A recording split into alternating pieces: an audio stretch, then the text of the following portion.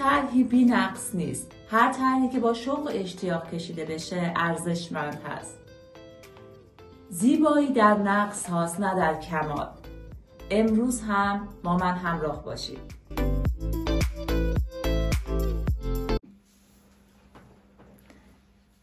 این واسه طرح‌هایی بود که شما طرح افقی دارین، کادرتون رو انتقال میدید.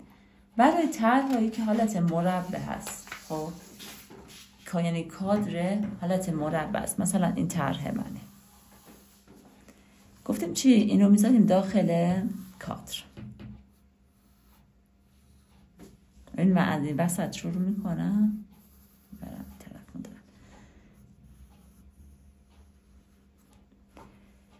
میام دوباره چی؟ از این گوشه و این گوشه با قلمم برمیدارم، اینو میچرخونم اینجا. نگاه کنید طول و عرضش با هم برابره، یه مربع شد. حالا من اینو چی کارش کنم؟ اینو چون من خطکش میگم، مثلا خطکش ما توی طراحی استفاده نمی کنیم، یعنی شخصا من چون میخوام چشمی بکشم باید چشمم عادت کنه به اندازه ها، پس خطکش استفاده نمی کنم. این اندازه با این برابره، پس میام خودم اینو چند قسمت مساوی میکنم؟ 4 قسمت یا 6 قسمت، هرچی خودتون دلتون خواست. من 4 قسمت میکنم. پس میخوام اینو انتقال بدم، چیکار میکنم؟ میام اینو خط رو میکشم، این خط رو 4 قسمتش میکنم، قلمم رو میذارم، حالا چه پایین چه بالا. حالا من چون راحت ترم قلم رو از همیشه از بالا گذاشتم، از بالا میذارم و اینو 4 قسمت مساوی میکنم.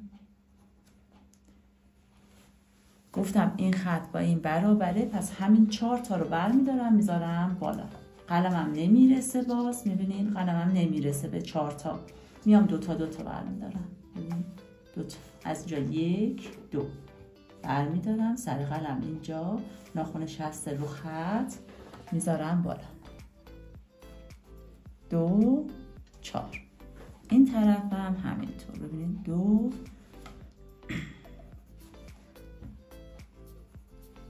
4. خب حالا من میخوام این خط رو بکشم بچه‌ها. شاید این خطی که از این بالا بخواین دستتون رو بیارین پایین کج بشه، میاین از کنار کاغذتون، از کنار این کاغذ اندازه رو برمیدارین، میاین بالا میذارین و الان خط رو میکشین پایین. ببینید خطتون صاف میشه. این طرف هم همین کار رو میکنین. ببینید یا شاید اوایل این اتفاق براتون بیفته.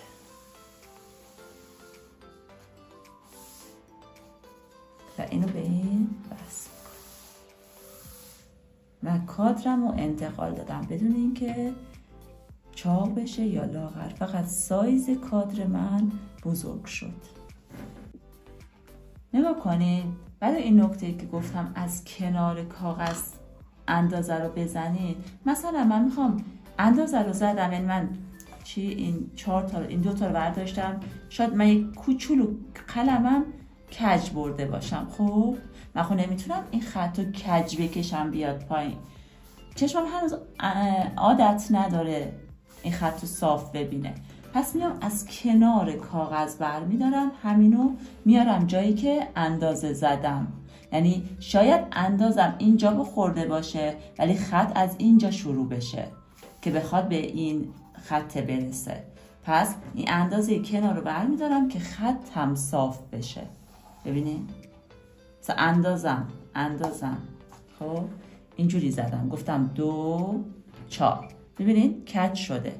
خب نمیتونم بیام این خط اینجوری کج بکشم بیام این طرف، پس میام از کنار خط، از کنار کاغذم برمیدارم که این خطم صاف بشه.